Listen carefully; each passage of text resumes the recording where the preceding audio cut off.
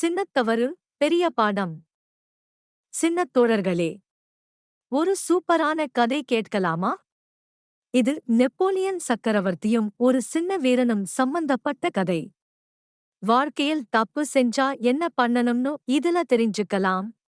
குளிர்ச்சியான இரவு. நெப்போலியன் தன்னோட படைவீரர்களோட தங்கி இருக்காரு. காவலுக்கு ஒரு சின்ன வீரன் வந்தான். களைப்பா இருந்ததால தூங்கிட்டான். அப்போ நெப்போலியன் வர்ற சத்தம் கேட்டு முழிச்சுட்டான். ஐயோ, கேப்பை மூடலையேன்னு பயந்து நெப்போலியனுக்கு தெரியாம கேப்பை தூக்கி நின்னான். நெப்போலியன் அதைப் பார்த்து ஆச்சரியப்பட்டார். வீரா, ஏன் இப்படி நிக்கிறேன்னு கேட்டாரு. வீரன் நடந்ததை சொன்னான்.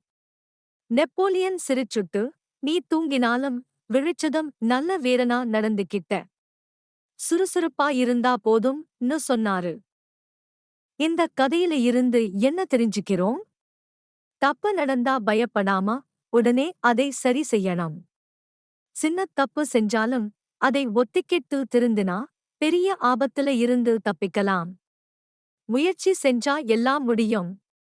சின்னத் தோழர்களே, பெற்றோர்களே, ஆசிரியர்களே, மாணவர்களே, இந்த கதையிலிருந்து ஒரு நல்ல பாடத்தை கத்துக்கிட்டீங்க இல்லையா? இனிமே வாழ்க்கையில எந்த தப்பு நடந்தாலும் பயப்படாம தைரியமா அதை சரி செய்யுங்க. வெற்றி உங்களுடையது.